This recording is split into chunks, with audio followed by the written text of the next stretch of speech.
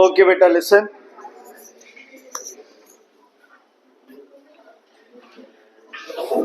बच्चे पहले तो है ना एक दो क्वेश्चंस है अपने कल वाले, वो कंप्लीट कर लेते हैं, उसके बाद तुम्हारे डाउट से एक्स्ट्रा कुछ क्वेश्चंस है।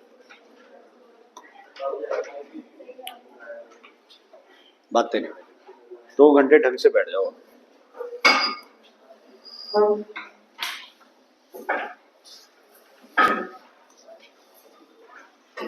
सुनो बच्चे, ये वाला क्वेश्चन कल हम लोग कर रहे थे, ठीक है। ये क्वेश्चन मैंने तुम्हें कल भी बताया था कि ये क्वेश्चन तुम्हारा पुली का क्वेश्चन नहीं है। हमें लगता है ये पुली का क्वेश्चन है, but it is not the question of police.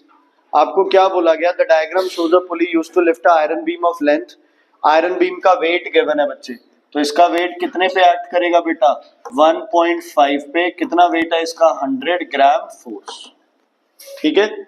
और जब इसको यहां से उठा रहे हो तो ऊपर की डायरेक्शन में क्या लगा रहे हो? एफर्ट। पुली को भूल जाओ, पुली का तो वो लोड होगा, बट एक बार पुली को भूल जाओ, है ना। और इस पॉइंट से ये फिक्स्ड है, ये आपका कौन सा पॉइंट है? फलक्रम।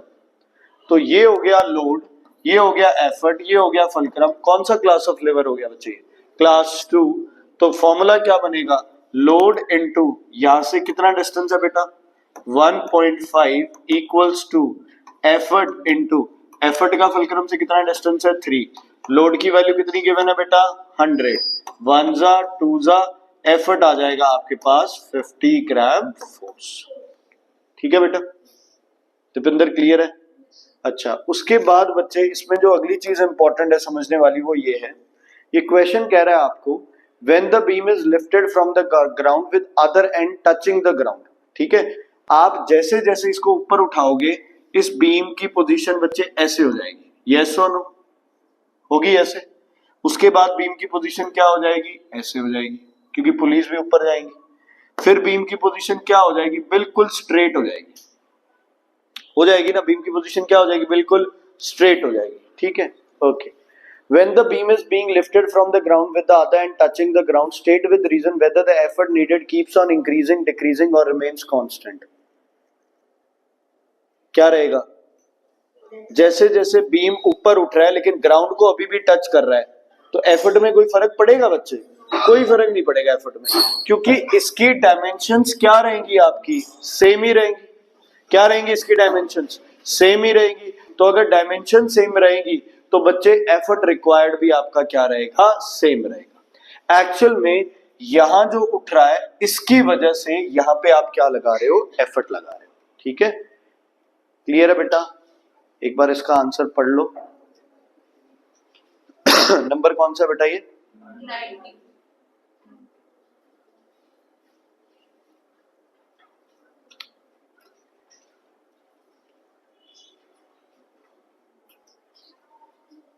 ठीक है। ओहो, एक गड़बड़ कर दिया अपन, चलो अभी करता है ठीक उसको। ठीक है बच्चे, आपके पास ये अब क्वेश्चन कह रहा था आपको,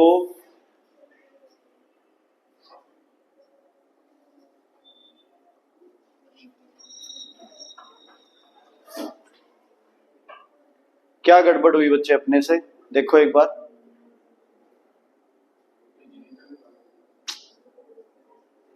calculate the effort needed to just, अपन ने ये वैल्यू निकाल दी। ये वैल्यू कितनी आई बेटा? बोलना। इसकी वैल्यू कितनी आई थी? इसकी वैल्यू 50 kgf।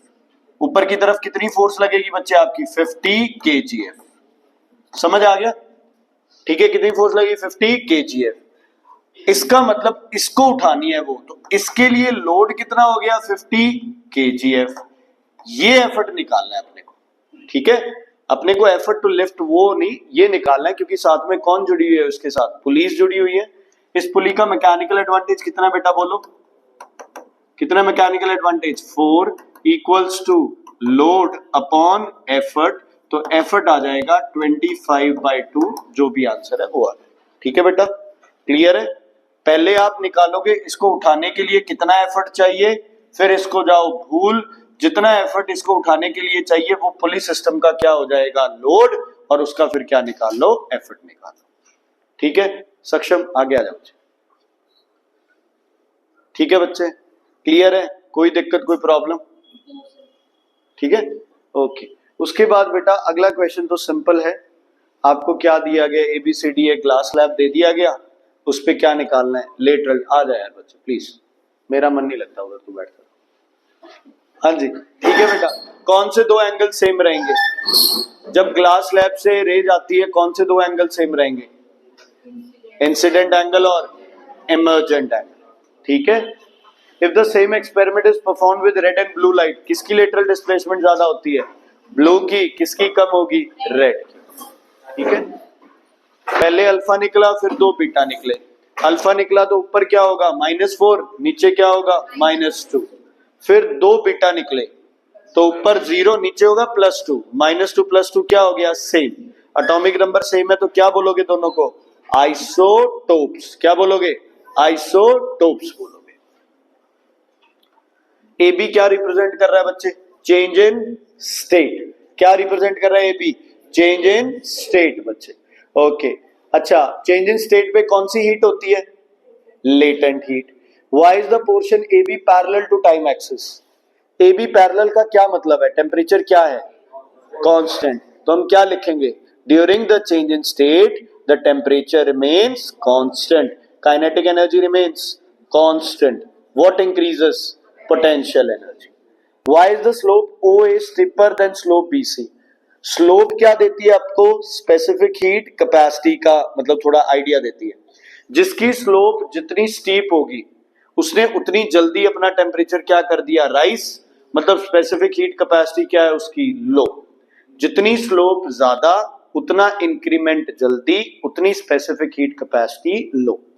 जितनी स्लोप कम उतना इंक्रीमेंट धीरे धीरे, उतनी स्पेसिफिक हीट कैपेसिटी क्या होगी, ज्यादा। क्लियर है बच्चे। उसके बाद आते हैं आप इस पॉइंट पे, 48 आपको क्रिटिकल एंगल दिया हुआ है, बोलो बच्चे ये वाली रे किधर जाएगी, सीधी, 42 वाली कहां जाएगी, बाहर, 48 वाली 90 पे, 60 वाली टोटल इंटरनल रिफ्लेक्शन, ठीक है। इजी क्वेश्चंस भी आ सकते हैं। ये क्वेश्चन आ गया, पहला क्वेश्चन है, ये क्या हो रहा है, डैम से इलेक्ट्रिसिटी बन रही है ना। डैम में पानी स्टोर होगा, कौन सी एनर्जी है, पोटेंशियल, किसमें चेंज होगी, काइनेटिक एनर्जी जनरेटर से क्या बना देगी, इलेक्ट्रिसिटी। चलो, what is the purpose of stored high altitude water, water is stored, so water has which energy, potential. आप कब आए, तो मैंने उससे पूछा था, मिस्टी नहीं आई, वो कहती पता नहीं, आप बैठे थे तब, sorry but when water is allowed to fall on the turbine what change of energy takes place of water, turbine पे गिरेगा तो कौन सी एनर्जी हो जाएगी, पोटेंशियल किस में चेंज हो जाएगी, काइनेटिक में। why is turbine connected, turbine is connected to the generator to produce electricity, so turbine gives the generator kinetic energy and generator converts it into electrical energy. which basic law of physics is followed, law of conservation of energy, ठीक है बच्चे। अच्छा, एक question magnetism वाला मैंने कल कराया नहीं था, मेरे को कम आता था बच्चे वो, आज मैं रट के आया हूं, अभी बता देता हूं।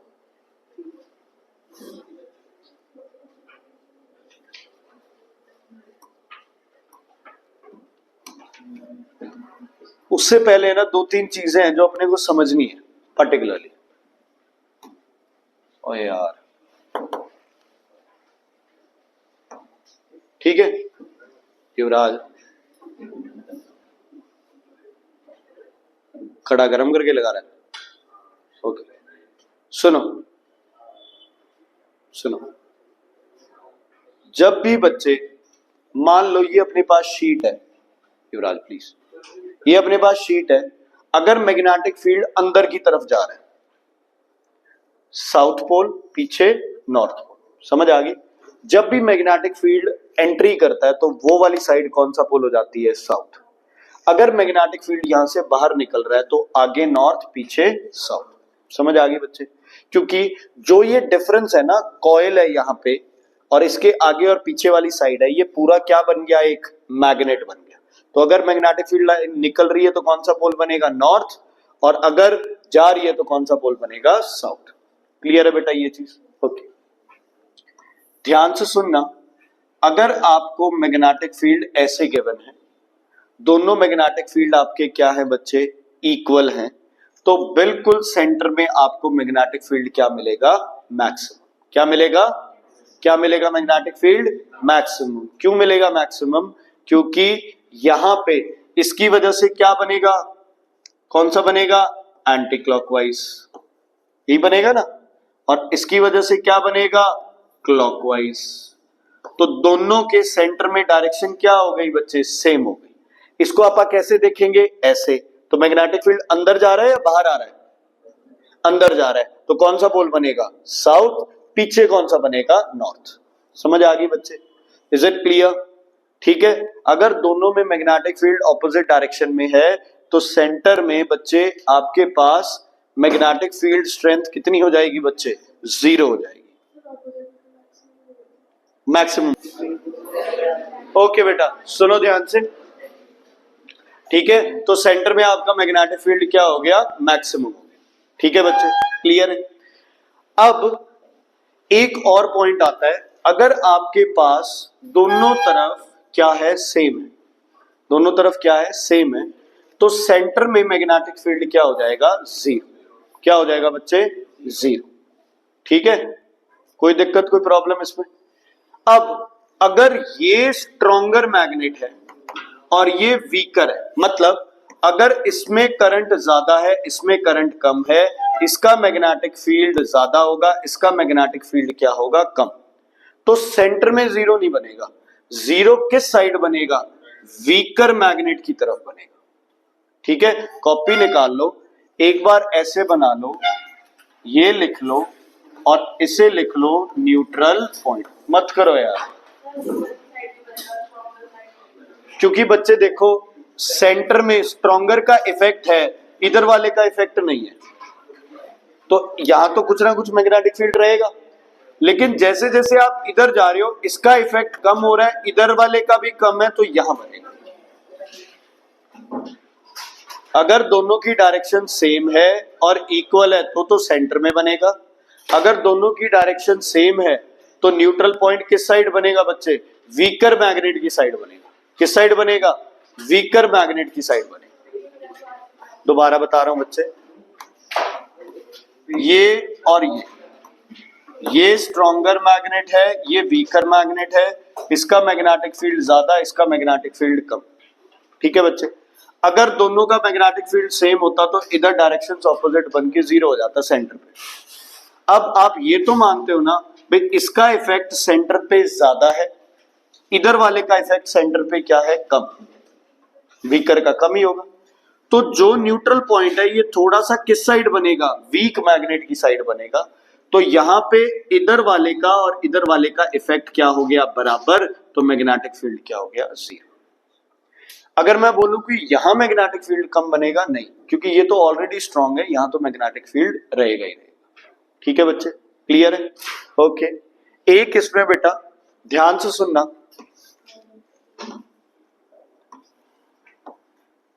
ओके, बीच में पोलैरिटी बताओ कौन सी बनेगी, पक्का। ये देखो अंदर की तरफ कौन सा पोल बनेगा, आगे साउथ, पीछे नॉर्थ, ओके, यहां से भी देख लेते हैं, अंदर की तरफ आगे साउथ, पीछे नॉर्थ। तो अगर आप यहां फ्लेमिंग्स लेफ्ट हैंड रूल लगाएं, कौन सा रूल बच्चे, फ्लेमिंग्स लेफ्ट हैंड रूल, आगे कौन सा पोल है, साउथ, पीछे कौन सा है, नॉर्थ, तो उंगली ऐसे आपकी तरफ होगी या बोर्ड की तरफ होगी, आपकी तरफ, क्योंकि ये उंगली कैसे पॉइंट करती है, नॉर्थ टू साउथ, क्या है उधर, क्या पॉइंट करती है, north to south, north to south. इसमें करंट किधर जा रहा है बच्चे, इसमें करंट किधर जा रहा है, ऊपर, तो ये हो गया करंट, और थंब किधर पॉइंट करेगा, उस साइड, मतलब ये थोड़ा सा इधर मूव करने की कोशिश करेगा। समझ आ गई बच्चे, इसको समझ लेते हैं, ठीक है। यहां भी मैग्नेटिक फील्ड की डायरेक्शन क्या हो गई, ये करंट किधर है, डाउनवर्ड्स, ये किधर है, इधर, तो ये वाला किधर मूव करने की कोशिश करेगा, इधर, ठीक है बच्चे।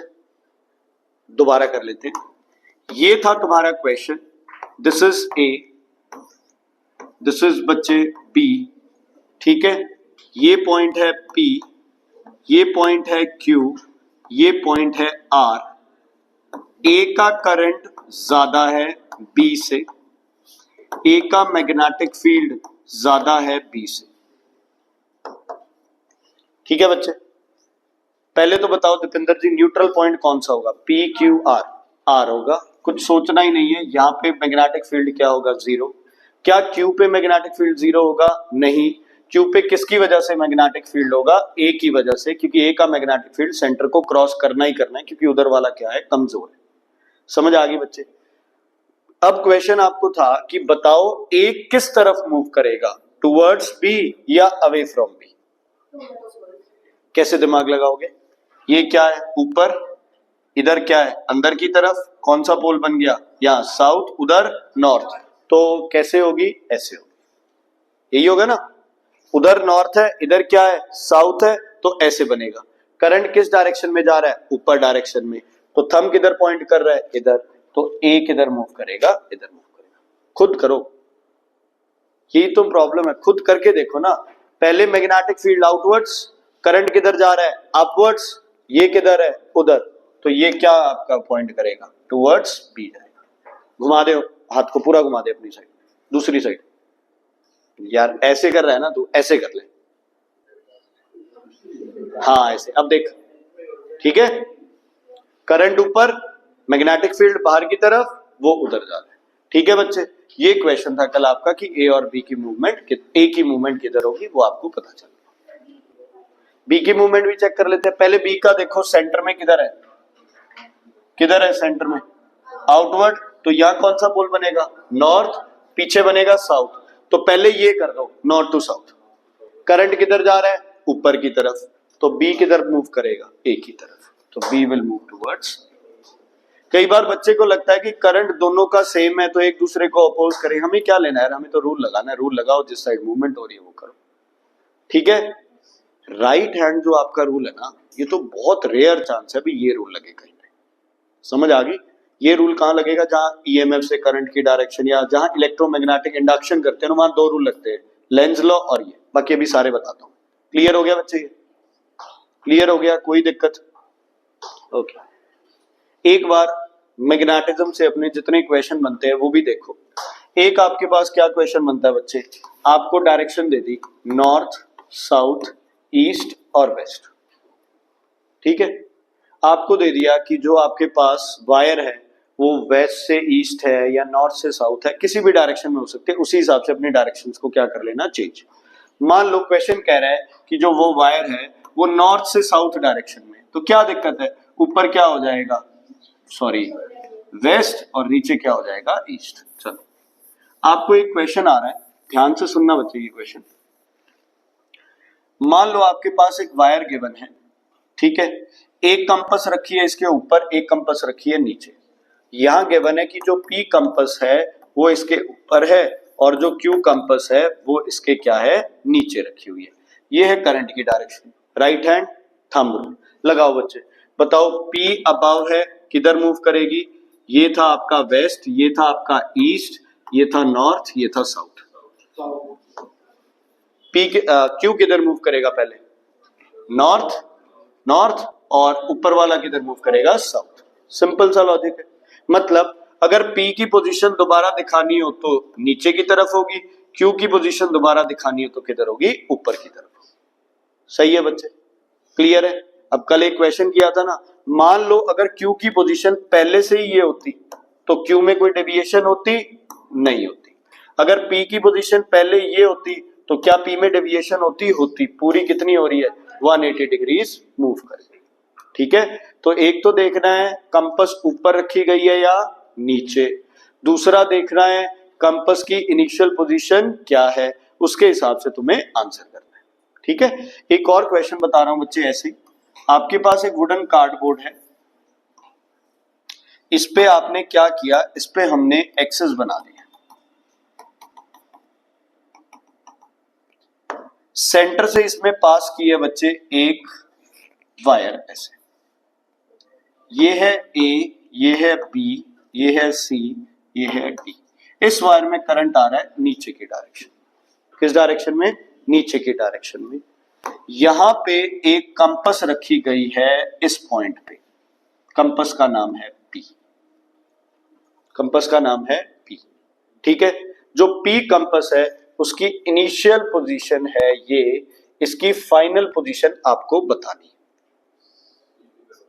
ठीक है, इसकी फाइनल पोजीशन आपको बतानी है। चलो कैसे करेंगे देखो, अब इसको पहले समझो कैसे है। ये आपका कार्डबोर्ड है, यहां पे वायर है, यहां पे P है, यहां पे वायर है और यहां पे P है। डाउनवर्ड P पे फोर्स किधर लगेगी बच्चे, किधर लगेगी फोर्स, इस साइड लगेगी ना, यस और नो, इस साइड लगेगी, तो P की नई पोजीशन क्या हो जाएगी, ऐसे हो जाएगी। समझ आ गई, इजी कर लेते हैं। मान लो करंट ऊपर जा रहा है, ऊपर जा रहा है करंट, तो ऐसे यही होगा ना, ऊपर जा रहा है करंट, तो P को किधर पुश मिलेगा बच्चे, उस डायरेक्शन में, तो P की पोजीशन क्या बन जाएगी बेटा, ये पोजीशन, ठीक है, क्लियर है। ऐसा ही एक क्वेश्चन आपको पेपर में भी था, है ना, एक ऐसे था, एक शायद एक ही था, सॉरी एक ही वायर थी, उसमें एक यहां था और एक यहां था, तो यहां क्या हो रहा है, इनवर्ड, तो ये कौन सा पोल बनेगा, साउथ, पीछे नॉर्थ। यहां क्या हो रहा है, आउटवर्ड, तो ये क्या बनेगा, नॉर्थ, पीछे क्या बनेगा, साउथ, ठीक है।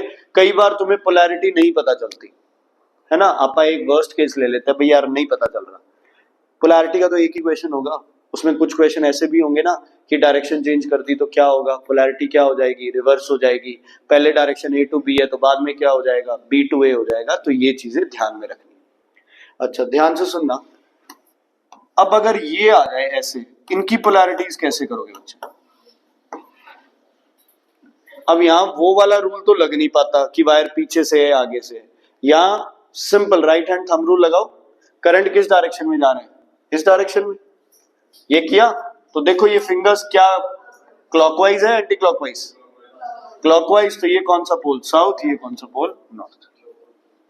अगर ऐसे कॉइल आ जाए, समझ आ गई, अगर करंट आ रहा था इस डायरेक्शन में, किस डायरेक्शन में बच्चे, इस डायरेक्शन में, तो ये हो गया करंट, ये कैसे घूम रहा है एंटी क्लॉकवाइज, तो इधर हो गया नॉर्थ पोल, इधर हो गया साउथ। क्लियर है बच्चे, इज इट क्लियर, दिक्कत है तो बताइए। चलो एक और चीज, मंतेश्वर बेटा तुम्हें पता है ना भाई, मेरे से सब्र थोड़ी देर ही होता है और पेपर फिजिक्स का है।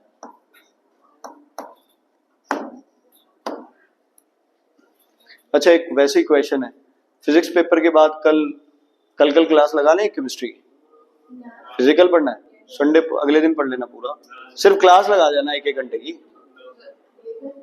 1-1 घंटे की क्लास लगा लेना। चलो सुनो इधर देखो,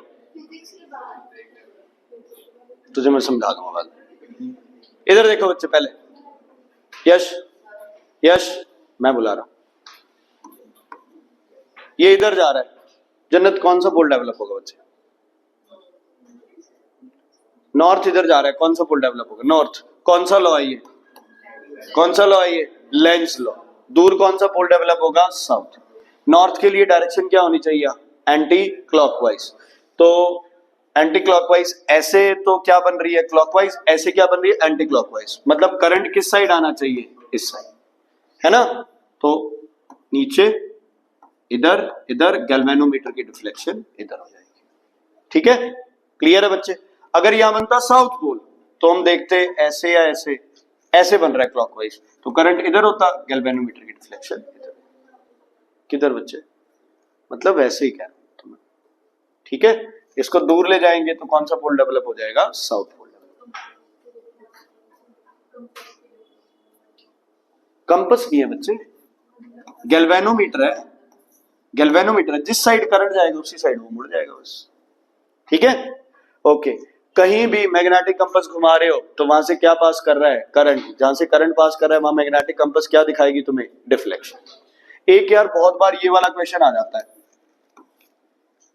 ठीक है,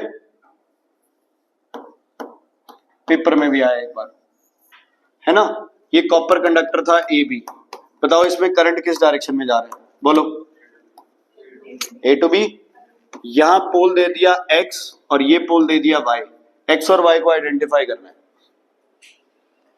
गुरीना इधर देख लिया, उधर देख लिया, नीचे देख लिया, बोर्ड देख लेना बेटा। 2 दिन है तुम्हारे पास, बोर्ड से नजरें नहीं हटनी चाहिए तुम्हारी।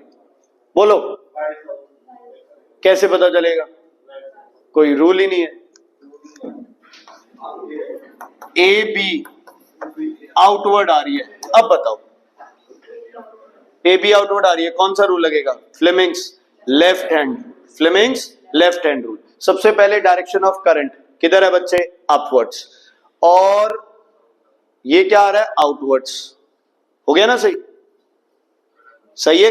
ये करंट अपवर्ड्स था तो फोर्स क्या थी? इनवर्ड्स। बट फोर्स इनवर्ड्स थी, फोर्स क्या आ रही है? आउटवर्ड्स। Is it clear? करके देखो। ये क्या है आपके पास? करंट। ये क्या है आपके पास? फोर्स। ये क्या बन गई? Direction of magnetic field. ये क्या बनेगा? नॉर्थ। ये क्या बनेगा? साउथ। नॉर्थ।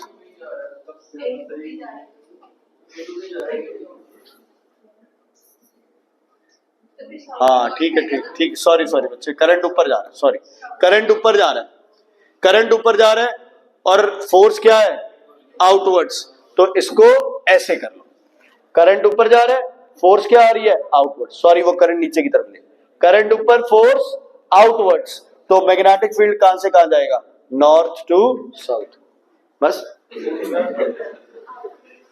ठीक है बेटा, नहीं समझ आया दोबारा पूछो। कई बच्चे सोचेंगे करंट तो इधर गया, करंट तो इधर गया। यार कोई मतलब नहीं है करंट कहां गया और कहां नहीं गया। आप इस कंडक्टर को देखो, ये ऊपर मूव कर रहा है, नीचे मूव कर रहा है, तो इसमें ये होगा। दूसरी चीज, अगर आपका करंट और मैग्नेटिक फील्ड परपेंडिकुलर है, अगर करंट और मैग्नेटिक फील्ड दोनों क्या है? परपेंडिकुलर है, तो आपकी फोर्स क्या होगी? मैक्सिमम। जितना एंगल कम होता रहेगा उतनी फोर्स भी क्या होती रहेगी? कम। एंड फाइनली आपकी फोर्स क्या हो जाएगी? 0, अगर दोनों क्या हो जाते हैं? पैरेलल। ठीक है। एक डीसी मोटर में इधर वाली साइड और इधर वाली साइड फोर्स क्या होगी? 0, क्योंकि I is parallel to magnetic field. समझ आ गया? क्लियर है बच्चे? अब बात करते हैं, हाँ जी, हाँ, ऐसे कोई नहीं है बच्चे, तीनों में से किसी की भी एक की, करंट, फोर्स या फिर मैग्नेटिक फील्ड, किसी की भी डायरेक्शन। हाँ फिर लगा सकते थे, पर फिर ऐसे वो एक्स वाई नहीं होता, फिर वो अलग चीज पूछी जाती थी, फिर वो पॉइंट पूछा जाता कि पी पे किधर है मैग्नेटिक फील्ड की डायरेक्शन, आप कहते हैं इनवर्ड्स, इधर वाली साइड किधर है, आप कहते हैं आउटवर्ड्स। फिर इधर अलग पोलैरिटी बनती, उधर अलग पोलैरिटी बनती। मैग्नेट की पोलैरिटी ऐसे राइट हैंड थंब रूल से नहीं निकाल सकते। ठीक है, चलो। डीसी मोटर में बच्चे अपा आर्मेचर कॉइल को कितनी डिग्री पे रखते हैं बच्चे? 0 पे। मतलब अगर आपकी जो कॉइल है ये पैरेलल है मैग्नेटिक फील्ड के, तो बच्चे फोर्स क्या होगी? मैक्सिमम। मैं करंट को नहीं कह रहा, मैं कह रहा हूं कॉइल, अगर पूरी कॉइल पैरेलल है तो फोर्स क्या लगेगी? मैक्सिमम। अगर कॉइल हो गई 90 डिग्री तो फोर्स क्या हो जाएगी? 0। किससे मूव करेगा ये? Due to inertia of motion. वापस 180 हो गया तो फिर से फोर्स क्या हो गई? Maximum, but in opposite direction. लेकिन एसी जनरेटर में ध्यान रखना, एसी जनरेटर स्टार्ट ही कहां से होता है? 90 डिग्री से। कॉइल और मैग्नेटिक फील्ड क्या है? एक दूसरे के परपेंडिकुलर। यहां ईएमएफ क्या है? मैक्सिमम। यहां ईएमएफ क्या हो जाएगा? 0। फिर क्या हो जाएगा? मैक्सिमम। फिर क्या हो जाएगा? 0। समझ आ गई बेटा? परपेंडिकुलर होता है किसमें? एसी जनरेटर में। पैरेलल होता है किसमें? डीसी मोटर में। यहां भी मैक्सिमम, यहां भी मैक्सिमम। ठीक है। जब ये ऐसे हो जाएगा तो मिनिमम, ये ऐसे हो जाएगा तो भी मिनिमम। करंट और फोर्स की डायरेक्शन नहीं कह रहा मैं, कॉइल का प्लेन और मैग्नेटिक फील्ड कह रहा हूं। ठीक है। जन्नत वो गेट खोल दो बच्चे पूरा एक बार। और कौन सा खोल सकती है बता?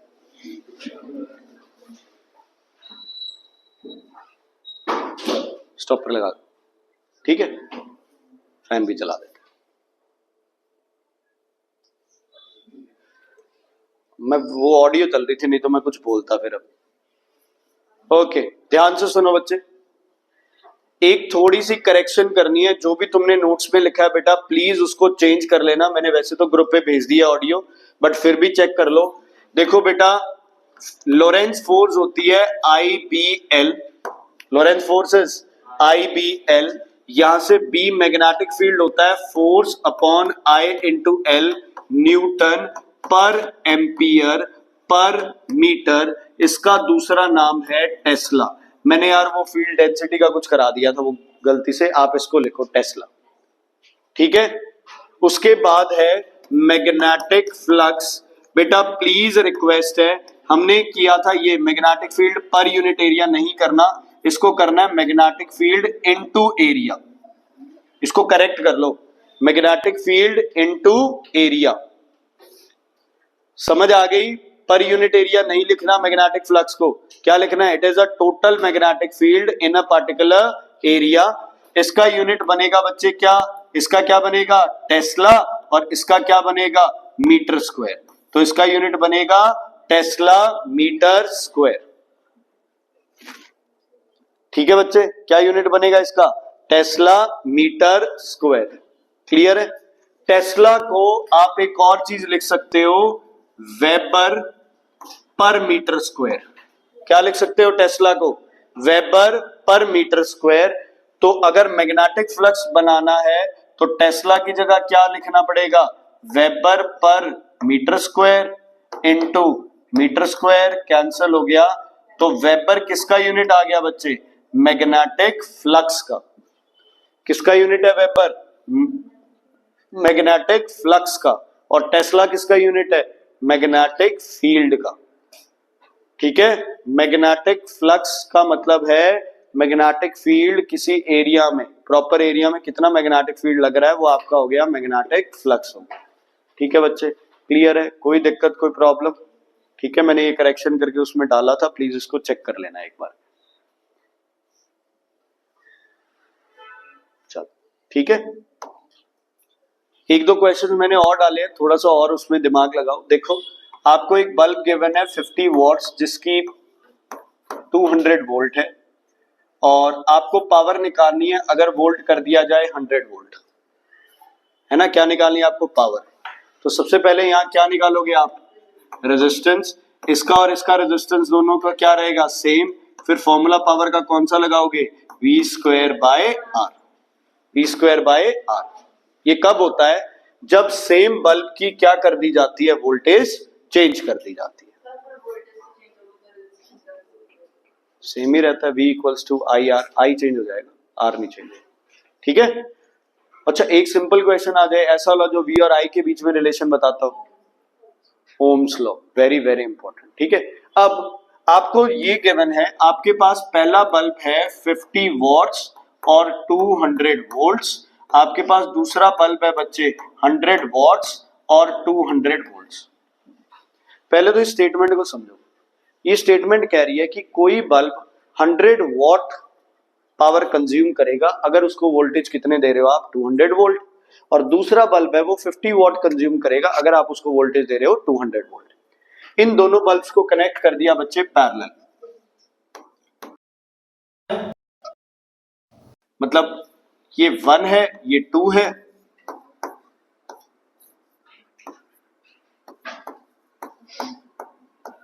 ओके। बताओ पहले को कितनी वोल्टेज मिलेगी? मिलेगी 200। तो 200 मिलेगी तो पहले की पावर कितनी रहेगी? 50 वॉट्स। दूसरे की पावर कितनी? 100 वॉट्स। तो पावर कंज्यूम ज्यादा कौन करेगा? 100 वॉट्स वाला। समझ आ गई? समझ आई कि नहीं आई बच्चे? बात क्लियर है? क्या सेम रहता है? पोटेंशियल। क्या सेम रहता है? पोटेंशियल। पहले का रेजिस्टेंस निकाल सकते हो? बताना कितना आएगा? फॉर्मूला क्या होगा? P equals to V square by R। तो R क्या होगा बच्चे? 200 इंटू 200 अपॉन 50। आंसर कितना आएगा बच्चे आपके पास? 800 ओम्स। और दूसरे का रेजिस्टेंस कितना आएगा बच्चे? ना, मतलब ही नहीं है, ऐसे ही सेम है। 200 इंटू 200 अपॉन 100, 00, कितना आएगा? 400। देखो, अगर पैरेलल है तो ये फॉर्मूला लग रहा है, तो P और R दोनों क्या है, इनवर्सली प्रोपोर्शनल। जिसका R ज्यादा उसकी पावर कम, 50 वाले का R ज्यादा तो उसकी पावर कम, तो सिंपल है। तो पैरेलल है, वोल्टेज सेम है, तो जिसकी ज्यादा वही ज्यादा। अब बात करते हैं सीरीज में, ध्यान रखना। हाँ जी बेटा, क्या हुआ? यहां तो बोलो पहला या दूसरा। पहले को कितनी वोल्टेज मिलेगी नहीं पता, अलग अलग है ना दोनों। अगर दोनों 50-50 होते तो आप 100-100 कर देते, है ना। ये 50 है, ये 100 है, हमें नहीं पता। कुछ बच्चे सोचेंगे भी 200 के 3 हिस्से कर देते हैं, 2 हिस्से एक को मिल जाएंगे। ये नहीं यार, नहीं पता। सिंपली ये रखना है लॉजिक, हमें नहीं पता। लेकिन हमें दोनों के क्या पता है आपको? रेजिस्टेंस। क्या पता है दोनों के? रेजिस्टेंस। करंट दोनों में क्या फ्लो करेगा बच्चे? पहले का रेजिस्टेंस 800, दूसरे का रेजिस्टेंस 400। पावर के लिए कौन सा फॉर्मूला लगाऊं? ये तो चेंज हो रहा है भाई, आई स्क्वायर आर। क्यों लगाएंगे आई स्क्वायर आर? आई क्या है दोनों के लिए? कांस्टेंट। आई क्या है दोनों के लिए? कांस्टेंट। तो जिसका आर ज्यादा उसकी पावर कंज्यूम्ड ज्यादा। तो सीरीज में 50 वॉट वाला ज्यादा कंज्यूम करेगा, 100 वॉट वाला कम कंज्यूम करेगा। ये ब्राइटली ग्लो करेगा और ये क्या ग्लो करेगा? डिम, क्योंकि इसको पूरी पोटेंशियल ही नहीं मिल रही है। ये 200 वोल्ट पे पूरी पोटेंशियल से ग्लो करता, अब इसको आप पोटेंशियल दे रहे हो कम, तो ऑब्वियसली बच्चे क्या मिलेगा? कम मिलेगा। कौन आगे होता? उससे क्या फर्क पड़ता है ना? कोई फर्क नहीं पड़ता। ये आपको मैंने पहले भी बताया, 1 2 3 हो, 3 2 1 हो, सेम ही हो गया। 1 2 3 हो, 2 1 3 हो, 3 2 1 हो, कोई फर्क नहीं पड़ता। चाहे एक रेजिस्टेंस यहां लगा और दूसरा सर्किट पूरे होते हुए बिल्कुल एंड पे लगा, कोई फर्क नहीं पड़ता। सर्किट में जिसको जितना यूज कर रहा है उसको उतना यूज करना ही करना है, चाहे वो पहले है चाहे बाद में। फालतू चीजें नहीं अपने पास स्टोर रखना। बोलो बच्चे, क्या बोलोगे? तो एक ट्रिक क्या हो गई? पैरेलल है तो जिसकी ज्यादा पावर उसकी पावर कंजम्पशन भी ज्यादा। सीरीज है तो जिसकी कम पावर उसकी पावर कंजम्पशन ज्यादा, क्योंकि उसका रेजिस्टेंस क्या होगा? ज्यादा। ठीक है बेटा? हाँ जी बच्चे, क्लियर है? हमेशा ध्यान रखना है लाइव वायर में क्या लगाना है? फ्यूज। अर्थ वायर में फ्यूज लगाने का कोई फायदा है नहीं। फ्यूज किस में लगना चाहिए? लाइव वायर में, क्योंकि अगर लाइव में नहीं लगा तो appliance is still connected to the high potential live wire. Neutral में स्विच लगाओगे, काम करेगा? करेगा। सेफ है? नहीं। ठीक है, काम करेगा switch, but appliance is still connected to the high potential live wire. ठीक है बच्चे, क्लियर है? कोई दिक्कत कोई परेशानी इसमें? कोई दिक्कत परेशानी है तो बताइए। ठीक है, तो मेरे पास तो अब क्वेश्चन जो थे वो ये थे। ठीक, अब मैं आपको थोड़ी सी एक रिवीजन करवा रहा हूं। किसी के कोई डाउट्स है तो पूछ लो बच्चे पहले। मछली वाला क्वेश्चन, हाँ वो ये सिस्टम है बच्चे। मान लो ये मछली यहां है ना। अगर आप इधर से देख रहे हो, पानी के अंदर से या इधर से देख रहे हो, तो यहां भी आपको एक मछली दिखाई देगी। This is due to total internal reflection. हाँ यहीं से, मीडियम के अंदर से। लेकिन अगर आप बाहर से देख रहे हो तो भी ये दिखाई देगी। ये किसकी वजह से है? रिफ्रैक्शन की वजह से क्या हो गया? शिफ्ट हो गया। टोटल इंटरनल रिफ्लेक्शन देखने के लिए आपको कहां से देखना है बच्चे? डेंसर मीडियम से, क्योंकि आप उस मीडियम का पार्ट हो। तभी आपको पता चला भाई यहां से लाइट क्या आ गई? वापस आ गई आपके पास, है ना। तो ये चीज क्या करेगी? अगर बाहर वाले को पता है यहां से क्या दिखेगी? चमकती हुई दिखेगी ये सरफेस। क्यों चमकती हुई दिखेगी? क्योंकि लाइट वहां से रिफ्लेक्ट करे जा रही है बार बार। इसीलिए डायमंड क्या करता है? स्पार्कल करता है। अच्छा, डायमंड का रिफ्रैक्टिव इंडेक्स सबसे क्या होता है? हाई। तो क्रिटिकल एंगल क्या होता है? सबसे लो। कितना रह जाता है? सिर्फ 24 डिग्रीज। रेड कलर की क्या क्या चीजें सबसे ज्यादा होती है? रेड की वेवलेंथ, स्पीड इन, मीडियम और क्रिटिकल एंगल। बाकी सब चीजें किसकी होगी? ब्लू की। स्कैटरिंग किसकी? अच्छा, कोई चीज रेड दिखाई दे रही है ना, तो भी यही लिखना है, due to scattering of blue colour, lower wavelength, higher scattering. ठीक है, और स्काई ब्लू दिख रही है तो भी क्या रीजन है? Scattering of blue colour. Red colour की स्कैटरिंग नहीं होगी। स्कैटरिंग किस कलर की होगी? ब्लू। ओके, क्लाउड्स व्हाइट है तो देयर इज नो स्कैटरिंग, क्योंकि पार्टिकल्स बड़े हैं, all colours are equally scattered. ठीक है, सनसेट वाले टाइम सारी स्काई रेड नहीं होती, सिर्फ सूरज की तरफ वाली रेड होती है, क्योंकि वहां से रेड कलर आ रहा है। सिर्फ इधर क्या दिखाई देगी, ब्लू दिखाई देगी। दोबारा बता रहा हूं बच्चे, शायद वो बोलने में गलत हो गया। अगर क्लाउड्स व्हाइट है तो वहां पे साइज ऑफ पार्टिकल्स क्या है बच्चे, बड़े हैं। साइज ऑफ पार्टिकल्स क्या है, बड़े हैं, तो सारे ही कलर्स क्या हो रहे हैं, स्कैटर हो रहे हैं। लेकिन नून के टाइम सूरज बहुत पास है धरती के, so there is no scattering. अगर सोर्स पास है तो देयर इज नो स्कैटरिंग। अगर बीच का जो मीडियम है उसके साइज ऑफ पार्टिकल्स बड़े हैं तो देयर इज इक्वल स्कैटरिंग। ठीक है, cloud appear black because light do not pass through the clouds. हाँ जी बच्चे, हाँ हाँ, एट एफ होता है तो इमेज कहाँ बनती है, इन्फिनिटी देख सकते हैं बस। क्यों वर्चुअल इमेज बनेगी, वर्चुअल को तो देख सकते हैं, क्यों नहीं देख सकते, वर्चुअल इमेज को देख सकते हो, स्क्रीन पे नहीं होती बस।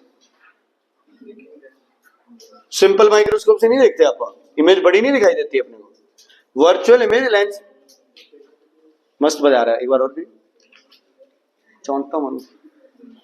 बच्चे क्या होता है, virtual image can be seen, real images can be seen, दोनों दिखती हैं। Virtual can not be seen on the screen. कहां दिखाई देगी, लेंस के अंदर दिखाई देगी। हाँ जी बच्चे, मिराज वाला इक्वेशन, ठीक है, ट्री है, हॉट समर आफ्टरनून है, आप इधर खड़े हो, है ना। ट्री को बच्चे आप जितना छोटा हो सकता है छोटा भी बना सकते हो, क्योंकि आप वहां खड़े हो, आप वहां से ट्री को देख रहे हो तो ट्री की इमेज आपको छोटी दिखाई देगी। ट्री से कोई लाइट आई, नीचे लग रही थी, लेकिन नीचे वाला सरफेस क्या हो गया, हीटेड हो गया। हीटेड होने से क्या हो गया, रेयरर हो गया, तो ये लाइट यहीं से ही क्या कर गई, रिफ्लेक्ट कर गई। ठीक है, ड्यू टू, बोलो, टोटल इंटरनल रिफ्लेक्शन। तो ये नीचे इस ट्री की क्या बन जाएगी, एक क्या बन जाएगी, एक इमेज बन जाएगी। तो ये वाटर, आपको लगेगा कि यह वाटर है, बट वो वाटर नहीं है, वो मिराज इफेक्ट है। मिराज, टेस्ट ट्यूब की शाइनिंग, क्रैक की shining, all is due to total internal reflection. Position change होती है ड्यू टू रिफ्रैक्शन। कलर्स अलग अलग मिलते हैं ड्यू टू स्कैटरिंग। पानी के जितने भी है उसमें होगा high specific heat capacity, ice के टर्म्स में होगा specific latent heat of fusion, steam के केस में होगा specific latent heat of vaporisation. ठीक है बच्चे, बोलो कौन से ग्राफ वाला बच्चे, अच्छा वो ये वाला क्वेश्चन था। कल एक बच्चा कंफ्यूज हो रहा था यार इसमें भी।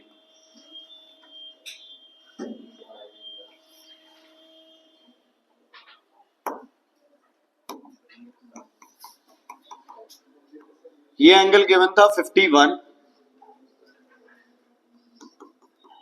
ये एंगल गिवन था, नहीं यार,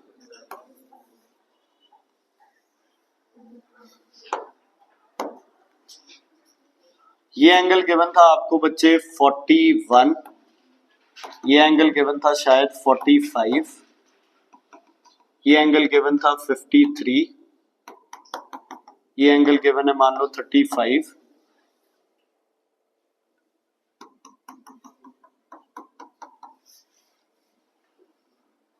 ये एंगल गिवन था x। इसी का कह रहे थे आप, ये वाला क्वेश्चन ही देखो बच्चे। 53 पे एंगल ऑफ डेविएशन पे दो एंगल ऑफ इंसिडेंस होंगे, एक होगा 35, एक होगा x। जब 35 इंसिडेंस है तो x क्या है, इमरजेंस। जब x इंसिडेंस है तो 35 क्या है, इमरजेंस। एंगल ऑफ प्रिज्म मान लो कि दे रखा है तुम्हें 62 डिग्रीज, ठीक है।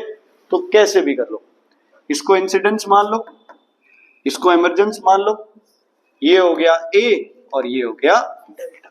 तो क्या बनेगा, x plus 35 equals to 62 plus 53, x equals to 115 minus 35, x की वैल्यू आ गई 80 आएगी ना, 80 डिग्री। ठीक है, एक बच्चा है ना, इसकी वैल्यू 40 निकाल के बैठा था और लड़े जा रहे, कहता 40 आएगी। यार ये तो देखो, इससे वैल्यू क्या आएगी आपकी, ज्यादा आएगी। ठीक है, ओके। एक प्रॉब्लम डाउट पूछी थी उधर, अच्छा तुम ही बताओ यार, वो मैं भूल गया टोटल क्या था। कोई तुम्हारा पेपर में आया हुआ क्वेश्चन था, नहीं याद? कोई इलेक्ट्रिसिटी का क्वेश्चन बच्चे, कोई डाउट हो? एक क्वेश्चन कर लेते हैं, सारे हो जाएंगे उससे। चलो मैं बना रहा हूं क्वेश्चन, शायद तक सही बन जाए वो। 4 वोल्ट्स ईएमएफ गिवन थी और 0.4 आपका गिवन था इंटरनल रेजिस्टेंस। यहां आपके पास गिवन था 6 ओम्स और 2 ओम्स, और यहां गिवन था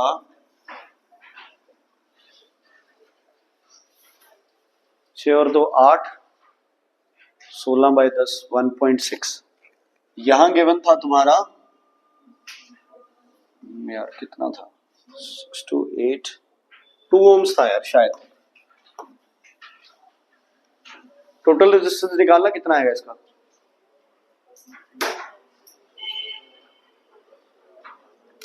निकाल लो, 1.6 आएगा। और अब कितना आएगा?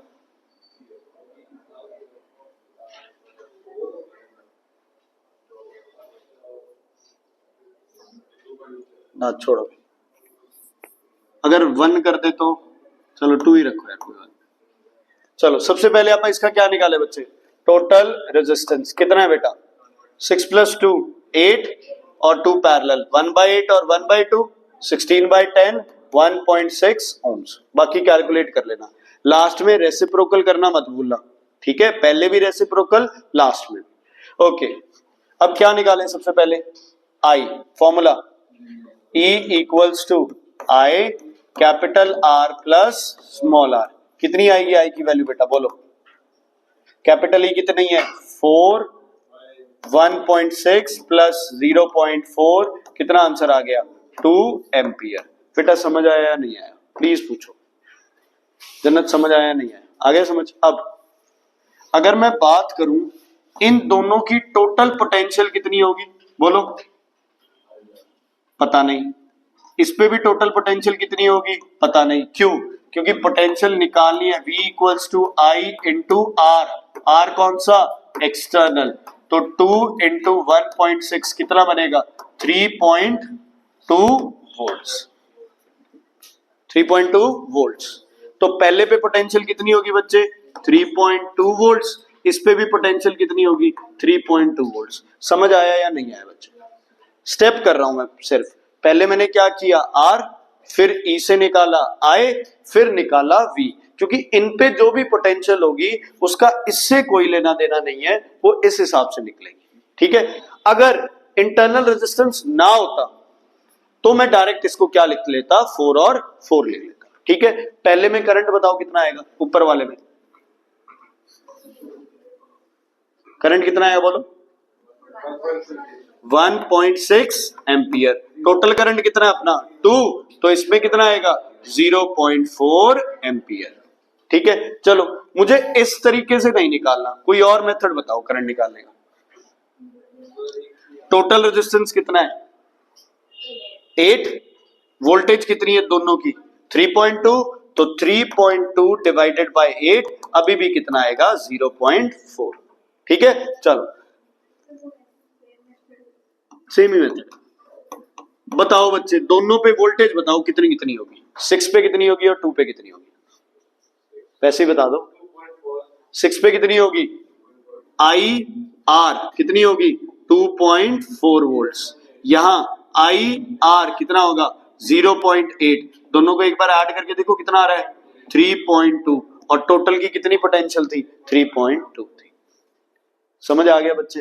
मोस्ट बेसिक, मोस्ट इजी और आने वाला क्वेश्चन है। ये न्यूमेरिकल्स बहुत ज्यादा डिफिकल्ट कभी नहीं आते। न्यूमेरिकल्स तो यार डिफिकल्ट आएंगे ही नहीं। प्रॉब्लम क्या है, आप भूल जाते हैं कि कहां क्या चीज यूज कर रही है। अच्छा, अगर आपको हाइट गिवन है, वेलोसिटी निकाल लोगे? कैसे? mgh = ½ mv², ठीक है? ऐसे ही मैंने बताया था।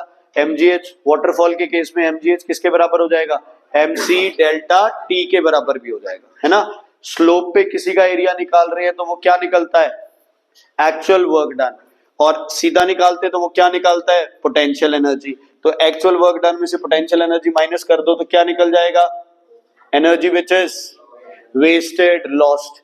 और फ्रिक्शन फोर्स निकालनी है तो एनर्जी जो वेस्ट की है उसको बराबर रख दो F इंटू एस। एस कौन सा लोगे, सीधी हाइट या इंक्लाइंड वाली, इंक्लाइंड वाली, ठीक है।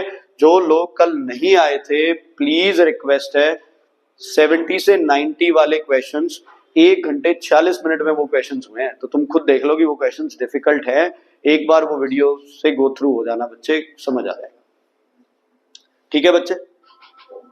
इज इट क्लियर, कोई दिक्कत कोई प्रॉब्लम है तो बताइए अभी। हाँ हाँ डाउट्स लाओ यार, कोई चक्कर नहीं है, कोई भी लैमिना हो, चाहे वो ट्रायंगुलर लैमिना हो, चाहे, हाँ दिखाइए एक बार ऐसे, ठीक, ओके। कोई भी लैमिना हो, कोई भी चीज हो, है ना, इज इट क्लियर। आप किसी को फ्रीली सस्पेंड करोगे उस पे नेट मोमेंट होगा 0, समझ आ गई, क्योंकि आपने वो मेथड अपन ने किया था जिसमें आप किसी भी लैमिना पे कोई भी पॉइंट लगा के सस्पेंड करते हैं, लाइन लगा देते हैं, सस्पेंड करते हैं, लाइन लगा देते हैं, तो उस लाइन के ऊपर क्या लाई करता है, उसका सेंटर ऑफ ग्रेविटी, ठीक है। किसी भी चीज को फ्रीली सस्पेंड करोगे तो वो क्या होगा, उसका नेट मोमेंट 0। एक क्वेश्चन था यार आज पूछा किसी बच्चे ने,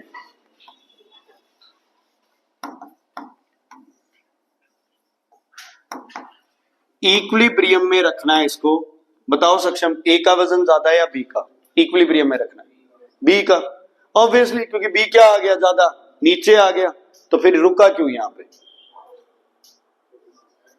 बी रुका क्यों यहां पे। इक्विलिब्रियम में क्या होता है, कौन सा प्रिंसिपल लगता है, प्रिंसिपल ऑफ मोमेंट्स, क्या होता है, total, okay, anticlockwise movement is equal to total clockwise movement. इस डिस्टेंस को मैं क्या ले लूंगा बच्चे, x, इसको क्या ले लेंगे डिस्टेंस को, y। एंटी क्लॉकवाइज मूवमेंट क्या होगा, a into x equals to b into y। ये a वजन था, ये b वजन था इसमें, ठीक है बच्चे, ओके। x की वैल्यू क्या है, कम, तो a की वैल्यू क्या होगी, ज्यादा, y की वैल्यू क्या है, ज्यादा, तो b की वैल्यू क्या होगी, कम। भूल गए, जितना डिस्टेंस ज्यादा उतनी force come. Moment of force के लिए एक चीज चाहिए या दो, पहले तो ये बता, कौन कौन, फोर्स और परपेंडिकुलर डिस्टेंस। अगर दोनों side moment of force same रखना है तो प्रोडक्ट क्या आना चाहिए, सेम। तो अगर यहाँ डिस्टेंस ज्यादा है तो ऑब्वियसली यहाँ फोर्स क्या लगेगी, कम। यहाँ डिस्टेंस कम है, फोर्स क्या लगेगी, ज्यादा, क्योंकि मल्टीप्लीकेशन क्या आना चाहिए, सेम आना चाहिए, ठीक है। क्लियर है, थोड़ा सा दिमाग लगाना बच्चे, टीचर मूर्ख नहीं है भाई ऐसे तुम्हें सीधा ऐसे क्वेश्चन देते और तुम सोचो। हाँ, जो बच्चे बढ़िया पढ़ते हैं ओवर थिंक भी नहीं करना है, ठीक है। कई बार आप ओवर थिंक कर जाते हैं कि नहीं यार ये क्वेश्चन ऐसे तो हो ही नहीं सकता, ऐसा कोई वो रूल नहीं है, सारे क्वेश्चन हो सकते हैं ऐसे, ठीक है। क्लियर बेटा, एक वो अल्फा बीटा वाला क्वेश्चन कर लेते हैं, यहां नॉर्थ है, यहां साउथ है, ठीक है, यही था ना क्वेश्चन, देखियो दिख रहा है तुम, पार्टिकल जा रहा है इनवर्ट, क्या जा रहा है, पार्टिकल इनवर्ट, यही था ना, यही था। तो डिफ्लेक्शन बताओ किधर होगी इसकी,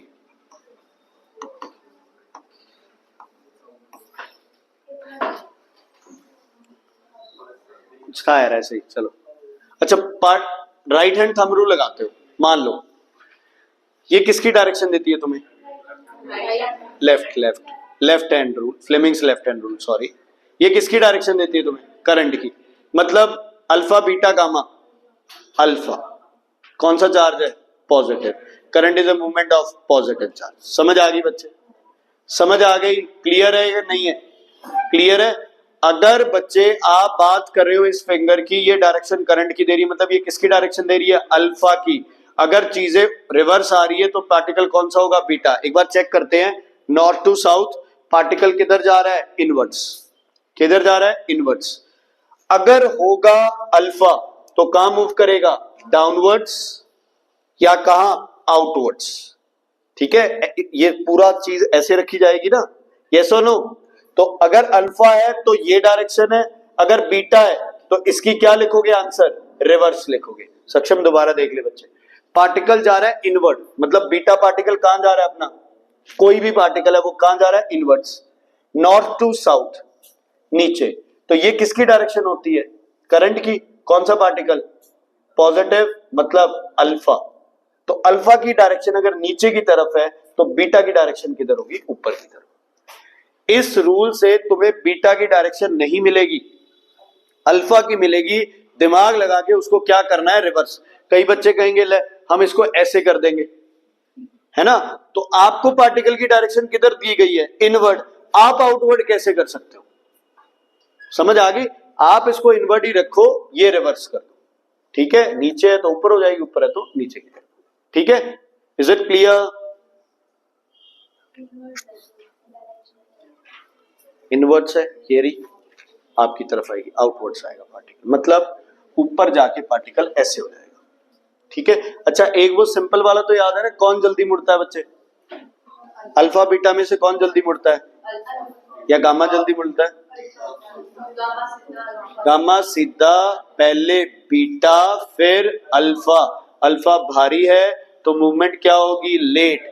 बीटा हल्का है तो मूवमेंट क्या होगी? पहले होगी। ठीक है, एक यार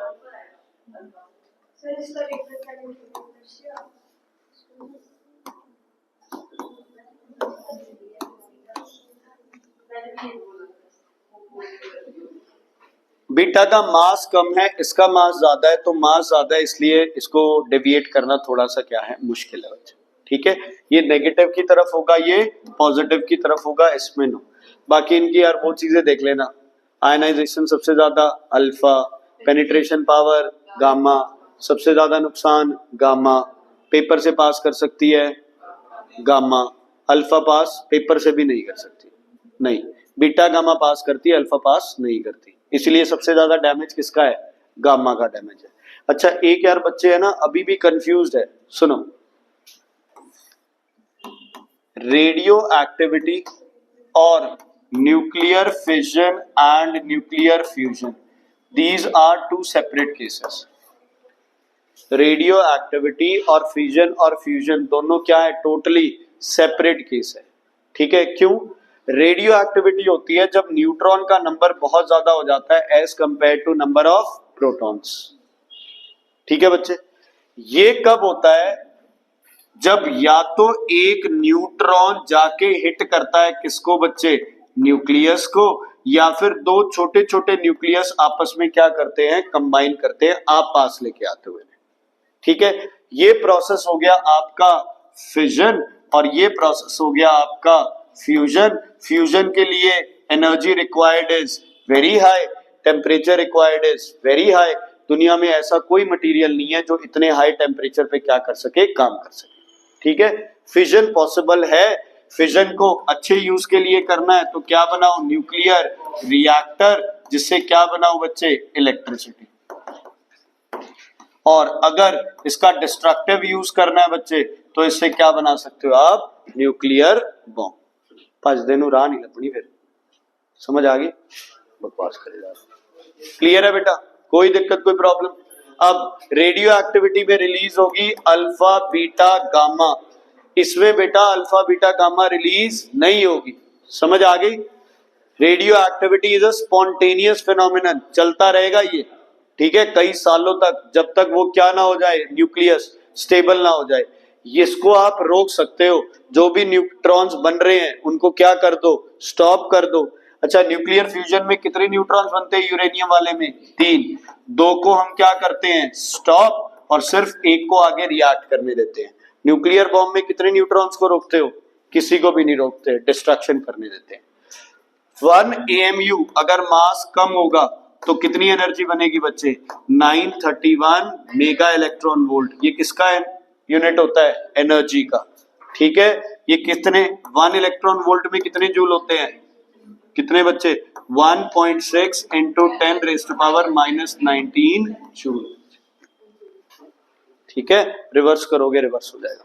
कई जगह पे तुम्हें आंसर पूछा जाता है हॉर्स पावर में, 1 horsepower is how many watts, 746 watts. तो 746 से क्या करो, डिवाइड कर दो।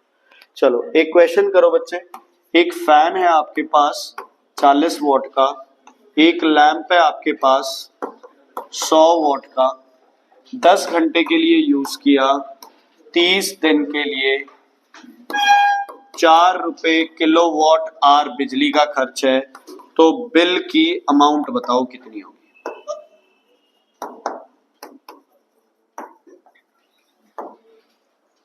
करो बच्चे, करो करो, कोई बात नहीं, जैसे आता है वैसे करो, आंसर बताओ।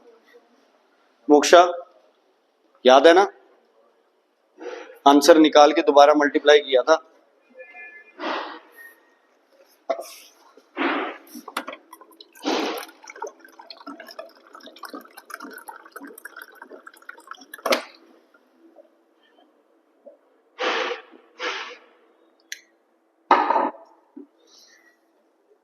वो क्यों नहीं आया यार अभिनव अंश और वो,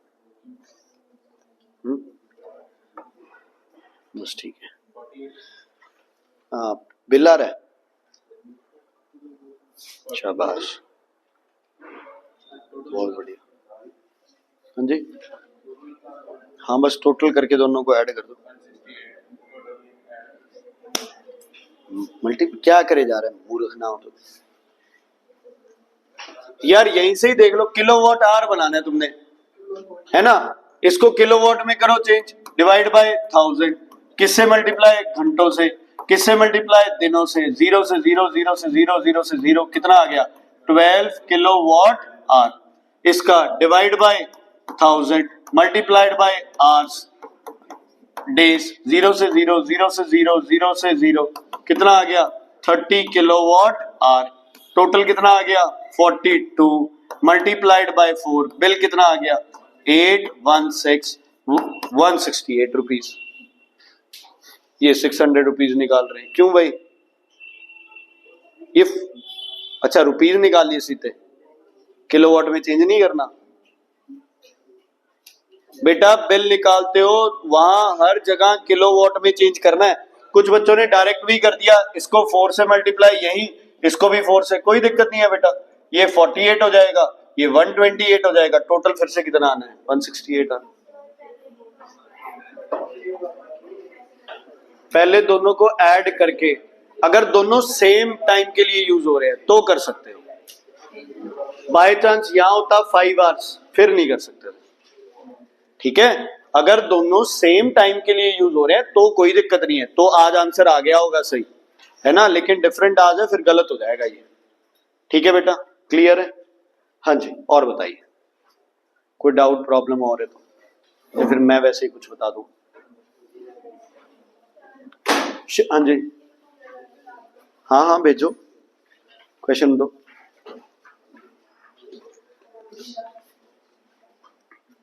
कौन सा क्वेश्चन बेटा, ये वाला, ओके।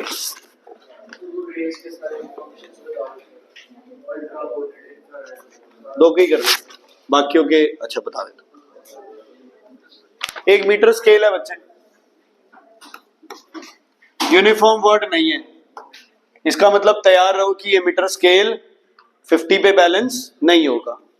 इस मीटर स्केल का बोल दिया कि 40 सेंटीमीटर पे पाइवट है ये, ठीक है, और इसका मास गिवन है मीटर स्केल का 50 ग्राम फोर्स, ठीक है बच्चे। बताओ कहां पे पाइवट पॉइंट होगा इसका। एक मीटर स्केल है जिसपे कोई भी वेट नहीं लगाया और 40 पे बैलेंस हो गया, इसका मतलब इसका सेंटर ऑफ ग्रेविटी किस पे है, 40 पे। क्लियर है। यूनिफॉर्म होता तो कितने पे होता, 50 पे, बैलेंस भी कितने पे होता, 50 पे।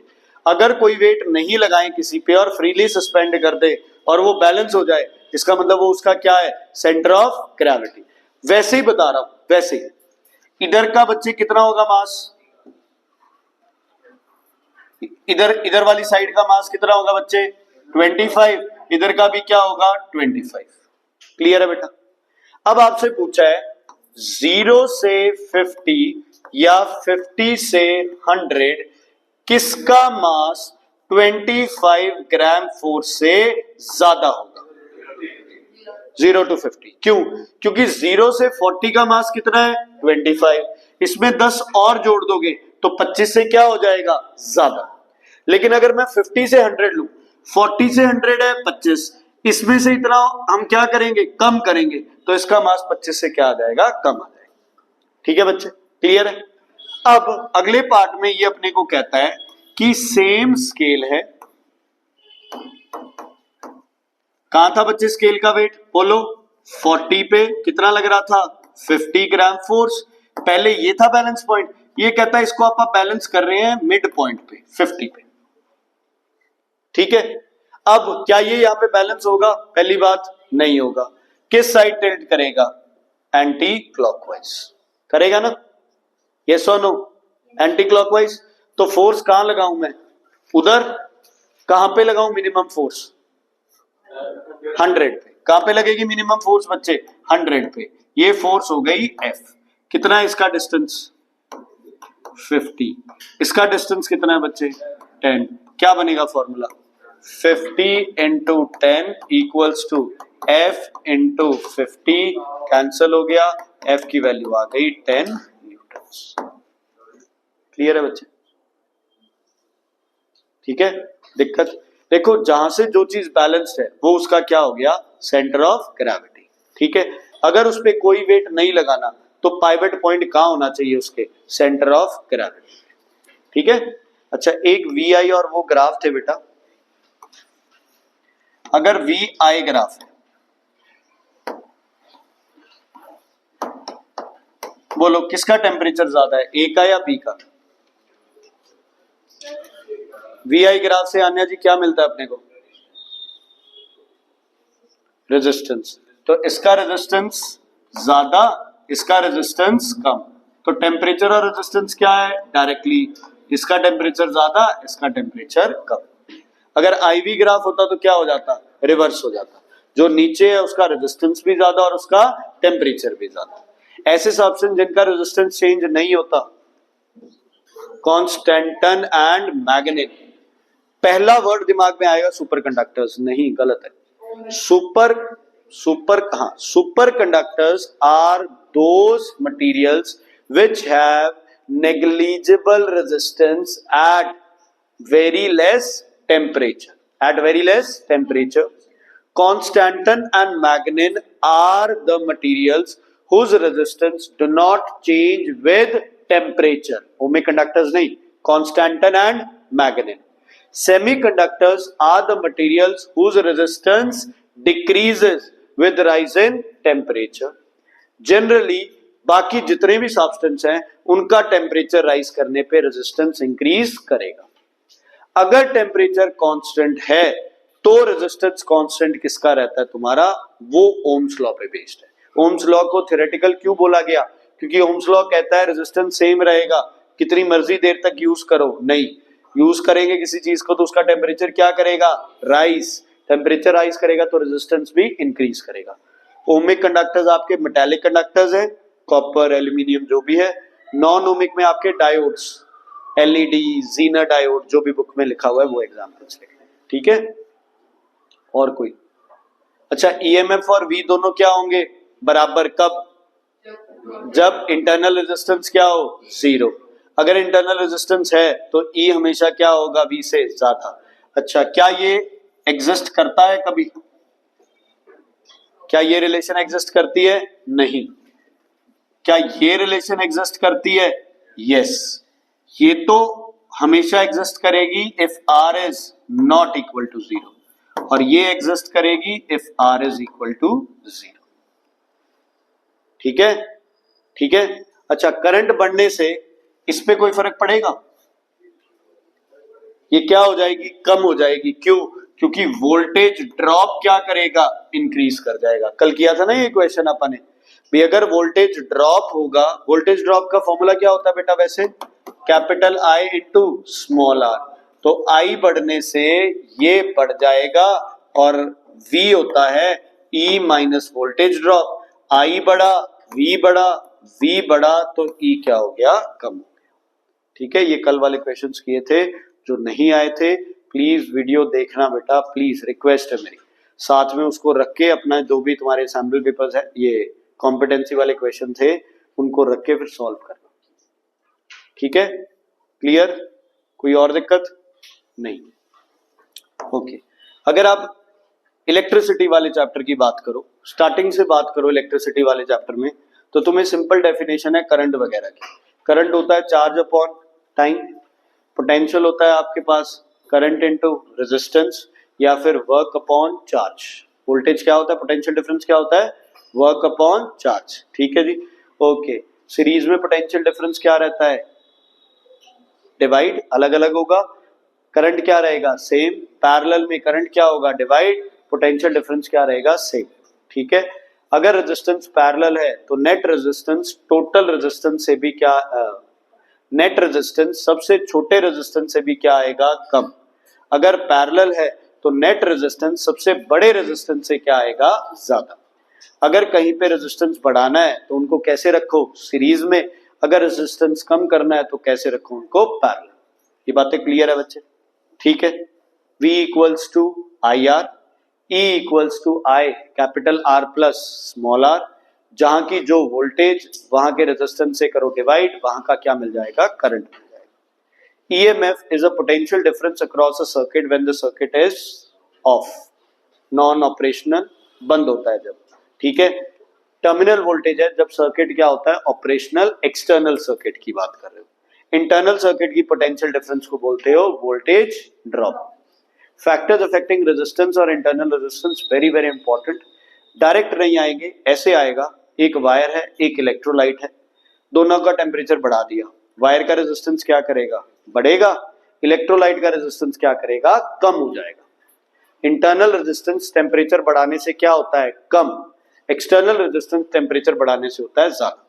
इंटरनल कम क्यों होता है, क्योंकि जब आयंस को एनर्जी मिलेगी वो जल्दी से मूव करने लग जाएंगे, लेकिन अगर इलेक्ट्रॉन्स को एनर्जी मिलेगी तो वो सीधे चलने की बजाय इधर उधर मूव करेंगे। आयंस कभी भी सीधे मूव नहीं करते, आयंस का जहां से मन करता है वहां से जाते हैं, क्योंकि आयंस के लिए वो पूरा इलेक्ट्रोलाइट है मूव करने के लिए, लेकिन इलेक्ट्रॉन्स के लिए सिर्फ वो वायर है मूव करने के लिए। ठीक है बच्चे, ओके। जितना इलेक्ट्रोड की विड्थ ज्यादा होगी इंटरनल रेजिस्टेंस कम होगा, इलेक्ट्रोड का डिस्टेंस कम होगा, इंटरनल रेजिस्टेंस कम होगा। लेंथ ज्यादा होगी, रेजिस्टेंस ज्यादा होगा, एरिया ज्यादा होगा। अच्छा एक यार वो ये फॉर्मूला प्लीज बेटा रिक्वेस्ट है, ध्यान रखना इस फॉर्मूले को। एरिया में है ना, ज्यादातर तुम्हें क्या दिया होता है, डायामीटर या फिर क्या दी होती है, रेडियस। तो फॉर्मूला क्या लगाना पड़ता है, पाई आर स्क्वायर। क्या लगाना पड़ता है, पाई आर स्क्वायर।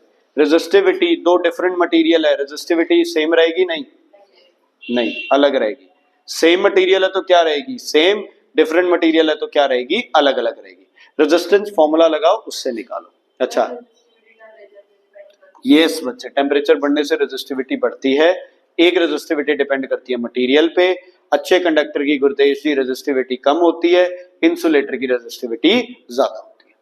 ठीक है, अच्छा एक और, reciprocal of resistance is conductance, reciprocal of resistivity is conductivity. दोनों के यूनिट्स रिवर्स कर देना, आंसर आ जाएगा आपके पास। ठीक है, रेजिस्टेंस का यूनिट ओम, रेजिस्टिविटी का ओम मीटर। क्या होता है, ओम मीटर।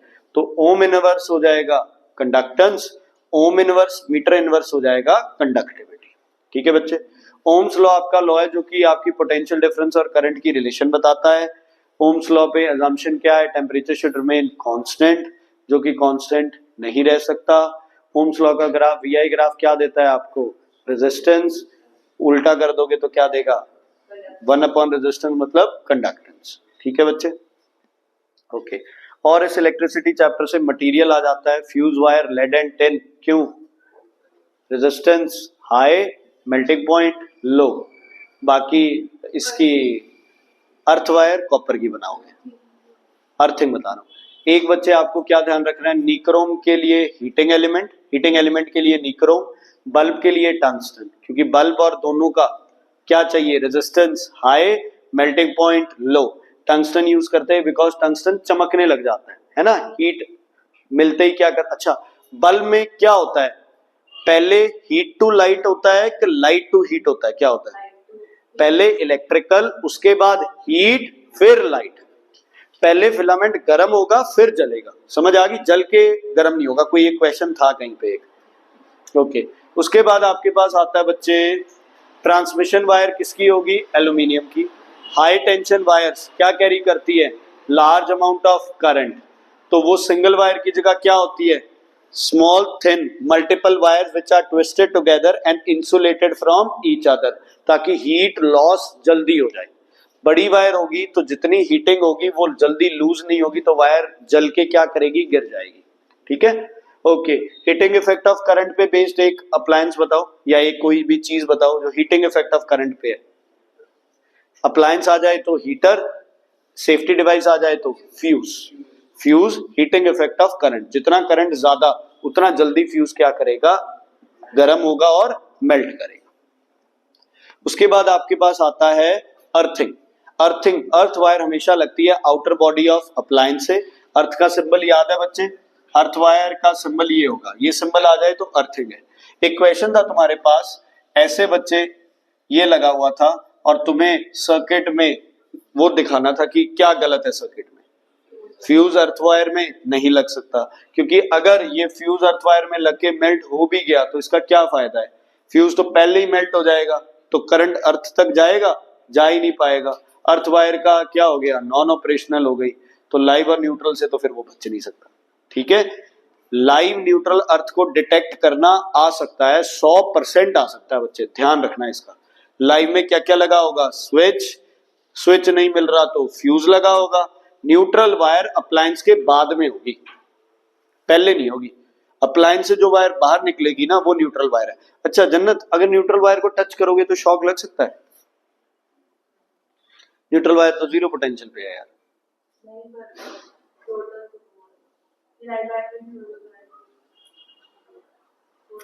क्योंकि करंट कहां से निकलेगा बाहर, न्यूट्रल से, तो रिस्की दोनों है। सर्किट कंप्लीट करने के लिए दोनों वायर चाहिए। न्यूट्रल का सिर्फ इतना है, न्यूट्रल में स्विच वगैरह नहीं लगना, क्योंकि अप्लायंस को मेन तुम्हें डिस्कनेक्ट कहां से करना है, लाइव वायर से, क्योंकि करंट आएगा कहां से अपने पास, लाइव वायर से, ठीक है बच्चे, क्लियर है, ओके।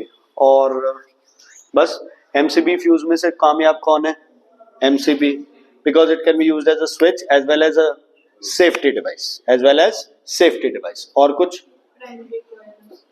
हाँ ट्रांसफॉर्मर रह गया भाई, इलेक्ट्रोमैग्नेटिक इंडक्शन, अच्छा उसके लॉज रह गए सारे, अभी करते हैं, सुनो।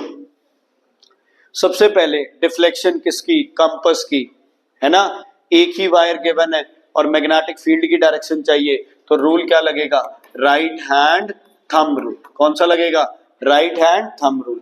करंट गिवन है, मैग्नेटिक फील्ड चाहिए, या मैग्नेटिक फील्ड गिवन है और क्या चाहिए, करंट चाहिए, कोई मूवमेंट नहीं हो रही, कोई कुछ नहीं हो रहा, समझ आ गई। दूसरा आपके पास लगता है बच्चे लेफ्ट हैंड रूल, किसका था ये, फ्लेमिंग्स का। करंट, मैग्नेटिक फील्ड और फोर्स, है ना, इसमें से कोई भी, कौन सी फोर्स होगी, लॉरेंस फोर्स। तीनों में से दो गिवन हो और एक का निकालना हो, ठीक है, तीनों में से दो की वैल्यू गिवन हो। और ध्यान रखना यहां पे तुम करंट यूज कर रहे हो फ्रॉम अ सोर्स, तुम करंट प्रोड्यूस नहीं कर रहे हो, ये जनरेटर वगैरह का केस नहीं है, ये लेंज लॉ वाला केस नहीं है कि तुम करंट प्रोड्यूस कर रहे हो, नहीं, या तुम्हें बैटरी लगी मिलेगी या करंट की तुम्हें पहले से क्या मिलेगी दियाशी जी, डायरेक्शन मिलेगी और फिर आपको ये रूल लगाना है, ठीक है। अगर आपकी प्रॉपर्टी है इलेक्ट्रोमैग्नेटिक इंडक्शन, मतलब चेंज इन मैग्नेटिक फ्लक्स क्या प्रोड्यूस करता है, ईएमएफ, और ईएमएफ इस चेंज को क्या करता है, ओपोज। तो जब ईएमएफ इसको ओपोज करता है तो यहां लॉ कौन सा लगता है, लेंज लॉ। लेंज लॉ से आपको क्या पता चलती है, पोलैरिटी ऑफ कॉइल। क्या पता चलती है बच्चे, पोलैरिटी ऑफ कॉइल। मान लो एक कॉइल थी, उसके पास में मैग्नेट लेके आया, तो इस पे कौन सी पोलैरिटी बनेगी, इस हिसाब से बनेगी कि वो इसको क्या करेगा, ओपोज। पास आ रहा है तो रिपेल, दूर जा रहा है तो अट्रैक्ट, तो ये लॉ कौन लगाएगा, लेंज लॉ है, कौन सा लॉ है ये? Lenz law. ठीक है बच्चे, नॉर्थ पास आ रहा है तो यहां क्या डेवलप होगा, और नॉर्थ दूर जा रहा है तो क्या डेवलप होगा? साउथ। पास आने नहीं देना, दूर जाने नहीं देना, रोकना है उसको, क्योंकि रुकेगा तो चेंज इन मैग्नेटिक फ्लक्स क्या हो जाएगा? जीरो। मैग्नेटिक फ्लक्स कांस्टेंट हो गया, चेंज कितना हुआ? जीरो, तो ईएमएफ नहीं बनेगा। इस पे बेस्ड आपके पास एक अप्लायंस है, क्या नाम है उसका? ट्रांसफॉर्मर। ध्यान से सुन लो, ट्रांसफॉर्मर में एक कॉइल होती है प्राइमरी, एक होती है सेकेंडरी। अगर डायग्राम आ जाए तो सिंपल सी बात है, मैं स्टेप डाउन ट्रांसफॉर्मर बना रहा हूं बच्चे, ध्यान से देख लो इधर। स्टेप डाउन ट्रांसफॉर्मर ये हो गया, ठीक है। क्या मिसिंग है इसमें? अपने को साथ ही इसमें क्या बनाना है बच्चे? ये क्या होता है इसका? बोलो, इसको क्या बोलेंगे? क्या है ये? सॉफ्ट आयरन का कोर है बच्चे, ठीक है। सॉफ्ट आयरन का क्या है? ये कोर है। ये ट्रांसफार्मर में क्या कम करता है? लॉसेस। लॉसेस कम करने के ट्रांसफार्मर में या किसी भी जगह पे दो चीजें हैं, एक क्या प्रोवाइड कर दो उसे? सॉफ्ट आयरन कोर दे दो। दूसरा, ट्रांसफार्मर में क्या दे दो आप? कूलेंट दे दो। अगर गर्म होगा तो इसे क्या दे दो? कूलेंट दे दो। ये कौन सी कॉइल है? प्राइमरी। ये कौन सी है? सेकेंडरी। स्टेप अप है स्टेप डाउन? क्योंकि 1 2 3 4 5, 5 से नंबर कितना हो गया? 2। तो टर्न रेशियो हमेशा होती है number of secondary upon number of primary, EMF of secondary upon EMF of primary, लेकिन current in primary upon current in secondary. ठीक है, तो इसका आंसर टर्न रेशियो का क्या आएगा? 2/5, 0.4, या फिर 2/5 रेशियो ये लिख दो लास्ट में, कोई बात नहीं, 0.4 कोई चक्कर नहीं। अगर टर्न रेशियो 1 है तो क्या स्टेप अप या स्टेप डाउन हो रहा है? नहीं। अगर 1 से कम है तो क्या हो रहा है? Step down. 1 से ज्यादा है तो क्या हो रहा है? Step up. Same magnification, magnification 1 है तो क्या मैग्नीफाई हो रहा है? नहीं। 1 से ज्यादा है तो बड़ी हो रही है, 1 से कम है तो डिमिनिश। बच्चे क्लियर? क्लियर है मैम? वोल्टेज किसकी ज्यादा होगी इसमें? तो प्राइमरी का करंट कम, करंट कम होगा तो तारे क्या लगेंगी? पतली, थिन वायर। सेकेंडरी की वोल्टेज क्या है? कम, तो करंट क्या होगा? ज्यादा। ठीक है, क्यों? क्योंकि power equals to V into I, ये क्या रहना चाहिए? कांस्टेंट। क्या रहना चाहिए? कांस्टेंट। ओम्स लॉ नहीं है कि V बढ़ेगा तो I बढ़ जाएगा, यहाँ P कांस्टेंट है तो V बढ़ेगा तो I की वैल्यू क्या हो जाएगी? कम हो जाएगी। वहां तो हम पावर को फिक्स करते ही नहीं है, वहां तो हम कहते हैं V बढ़ाते जाओ I भी बढ़ेगा, पावर भी बढ़ेगी, V बढ़ाओ I भी बढ़ेगा, पावर भी बढ़ेगी। लेकिन यहां हम कह रहे हैं पावर को क्या रखना है? कांस्टेंट। तो एक को बढ़ा दिया तो दूसरे को कम होना पड़ेगा। पावर भी बोल सकते हो और एनर्जी भी बोल सकते हो। अच्छा, कोई एनर्जी का लॉ लग रहा है यहाँ पे? Law of conservation of energy. जितनी एनर्जी इसे दोगे उतनी ही एनर्जी यहां मिलेगी, पूरी नहीं मिलती, क्योंकि some energy is lost in the form of heat. ठीक है बच्चे, क्लियर है? दो लॉसेस होते हैं इसमें, एक का नाम है एडी करंट्स, एक का नाम है हिस्टेरिसिस। एडी करंट हीटिंग की वजह से, हिस्टेरिसिस लॉस की वजह से, जो मैग्नेटिक फील्ड लूज होता है ना। तो ये सॉफ्ट आयरन लगा दिया तो मैग्नेटिक फील्ड लूज नहीं होगा। एसी करंट यूज करेंगे, डीसी करंट? AC current. क्यों? ठीक है, ओके। बोलो बच्चे, कौन सा पोल बनेगा इधर? पक्का? कैसे पता चला? हाँ हाँ, ये सही है, सॉरी सही है बच्चे, ये भी सही है। करंट की डायरेक्शन क्या बन रही है? क्लॉकवाइज।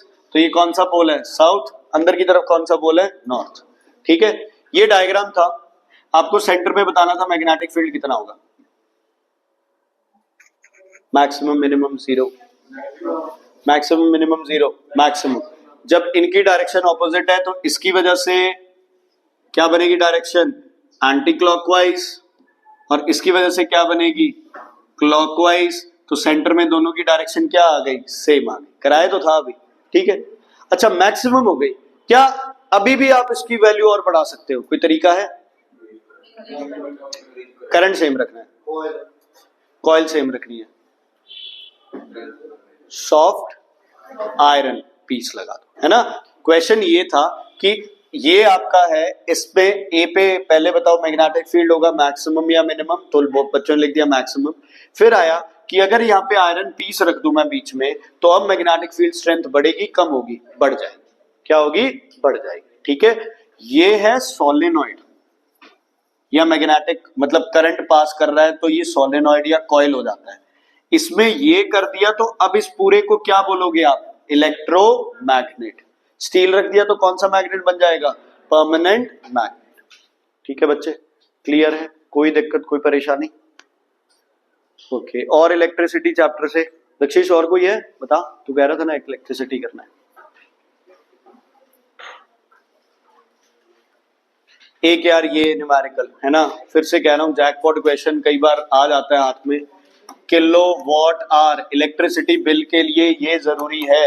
वॉट में गिवन है तो किसमें चेंज करोगे? किलोवाट में।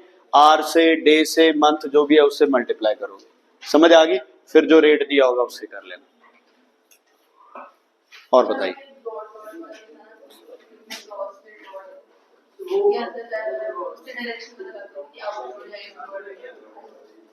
वो क्वेश्चन यार उसमें था, देखो मैं मेरे पास शायद पढ़ा हो, अर्थिंग बता देता हूं।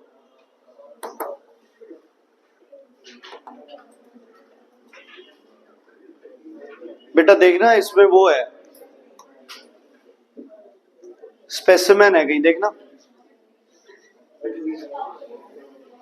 स्पेसिमेन या आईसीएससी कुछ लिखा होगा। कहाँ है? सेकंड रो में भी है कोई? यही है ना, सेकंड रो में।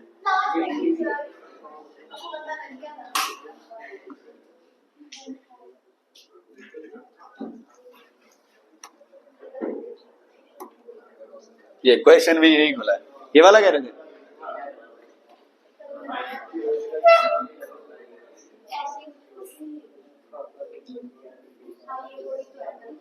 चलो सुनो बच्चे, सुनो,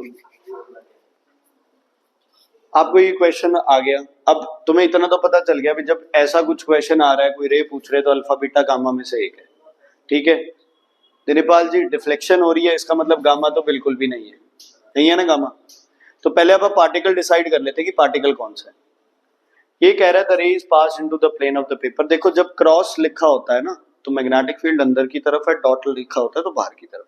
चलो ये कह रहा है इसने क्रॉस मार के, चलो जो भी है इसने लिख दिया ray pass into the plane of paper, north to south है और डिफ्लेक्शन क्या है? अपवर्ड्स है। ध्यान से सुन लेना, देखो नॉर्थ टू साउथ तक ठीक था, डिफ्लेक्शन अपवर्ड्स ठीक था, लेकिन रे क्या आ रही है? आउटवर्ड। अपनी रे किधर जा रही है? इनवर्ड। ठीक है, समझ आई बात? ठीक है, नॉर्थ टू साउथ, डिफ्लेक्शन क्या है? अपवर्ड्स, तो रे किधर आनी थी? आउटवर्ड। लेकिन अब ये रे किधर है? अपनी इनवर्ड। रे किधर है? इनवर्ड है। चलो एक चीज दोबारा देखते हैं, नॉर्थ टू साउथ रे जा रही है इनवर्ड, लेकिन डिफ्लेक्शन किधर आ रही है? नीचे की तरफ। डिफ्लेक्शन किधर है? ऊपर है। मतलब जो आप ये यूज कर रहे हैं ये अपना क्या आ रहा है? ऑपोजिट आ रहा है। ये किसके लिए यूज करते हैं? कौन से पार्टिकल के लिए? अल्फा। तो ये पार्टिकल कौन सा है? बीटा। ठीक है, इनवर्ड्स नॉर्थ टू साउथ कहां जाना चाहिए था? नीचे, लेकिन जा कहां रहा है? ऊपर।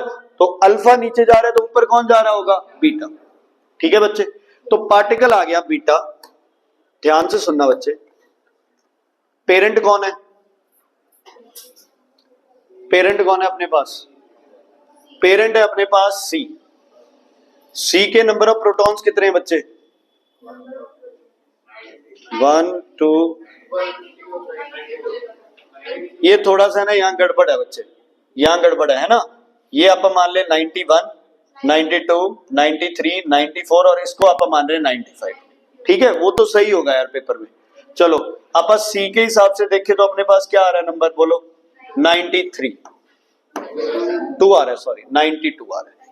और नंबर ऑफ न्यूट्रॉन्स देखे तो कितना आ रहा है? 146। तो ऊपर क्या लिखूं? ऊपर क्या लिखूं? 146, शाबाश, प्लस 92, सी हो गया मेरे पास 92 और ऊपर आ गया 238।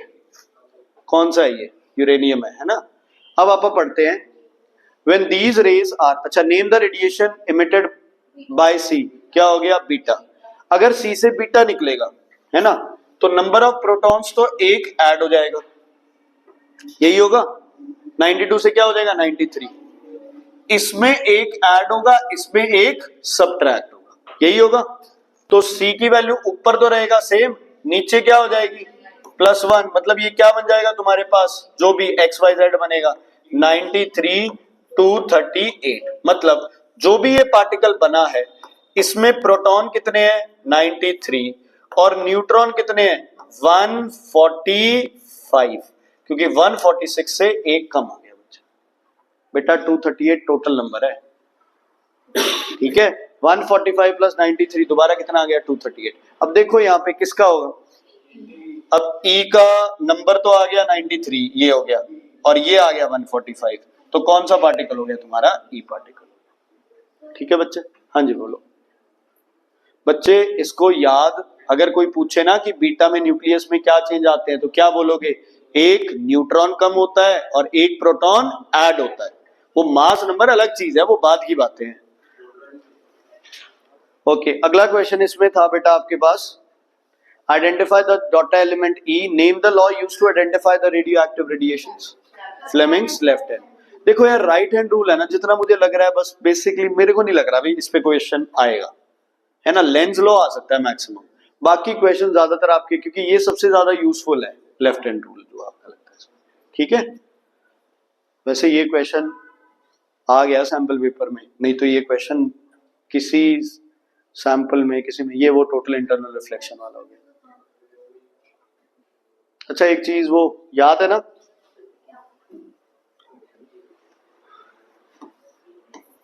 रेयरर डेंसर रेयरर, तो कन्वेक्स लेंस कौन सा लेंस होता है कन्वर्जिंग, लेकिन अगर रिवर्स हो जाए, ये रेयरर हो जाए और ये दोनों डेंसर हो जाए, तो सेम लेंस तुम्हारा क्या बन जाएगा डाइवर्जिंग बन जाएगा, ठीक है। नॉर्मल केसेस में आप कहां से कहां पास करते हो, हम यही तो करते हैं, एयर ग्लास एयर, तो ये लेंस क्या होगा कन्वर्जिंग होगा। लेकिन मान लो इनको रिवर्स दे दिया जाए, यहां ग्लास बोल दिया जाए, यहां एयर और यहां ग्लास, अब नीचे की तरफ नहीं जाएगा ऊपर की तरफ जाएगा, ठीक है। Can convex lens be a diverging lens in air, no no, वो फिर मीडियम की कंडीशंस होगी और वो लिखना पड़ेगा तुम्हें, ठीक है। वैसे convex lens is always converging, concave is diverging in air. मैं कह रहा हूं बाय चांस कोई ऐसे क्वेश्चन आ जाए तो उस पे आपको, प्रिज्म वाले क्वेश्चन से डरना नहीं है बच्चे, जहां रे जा रही है बनाओ उसे, 90 वाली है तो सीधी जाएगी, एंगल्स मेजर करो कितना एंगल आ रहा है, फिर देखो उसको और प्रॉपर अपना पेपर, ठीक है बच्चे। देखो जब लेंस हवा में है तो दोनों में डिफरेंस क्या है ज्यादा, दोनों में डिफरेंस क्या है ज्यादा, तो डेविएशन भी क्या होगी बच्चे ज्यादा, तो पावर ऑफ द लेंस भी क्या होगा ज्यादा, तो फोकल लेंथ क्या हो जाएगी कम। क्लियर है, समझ आ गई। अब अगर इसी ग्लास वाले लेंस को आपा रख देते हैं पानी में, तो दोनों में डिफरेंस क्या है कम, कम डिफरेंस है तो डेविएशन क्या हो जाएगी कम, डेविएशन कम है तो पावर ऑफ लेंस भी क्या हो गई कम, तो फोकल लेंथ क्या हो गई ज्यादा, ठीक है। मान लो इसी को मैं ग्लास पे रख देता हूं, तो डेविएशन होगी कितनी होगी डेविएशन 0, पावर क्या होगी 0, फोकल लेंथ क्या हो जाएगी इनफिनाइट, ठीक है। क्लियर है, क्योंकि कोई चेंजेस उसमें आएंगे ही नहीं। क्लियर है बेटा, कोई दिक्कत कोई परेशानी है तो बताइए।